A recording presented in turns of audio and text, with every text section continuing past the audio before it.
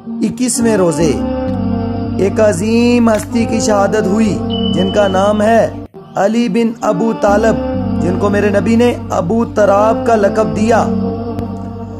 कहा तू मेरे लिए ऐसे है जैसे मूसा के लिए हारून है, तेरा घर जन्नत में मेरे घर के सामने होगा।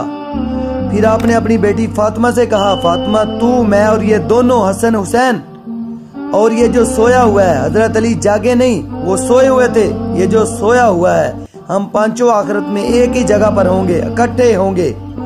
सबसे मजलूम हस्ती अली बिन अबू तालब, सबसे मजलूम हस्ती जिनकी औलाद का बच्चा ज़िबा कर दिया गया, खुद भी शहीद हुए और आगे नस्ल भी सारी ज़िबा।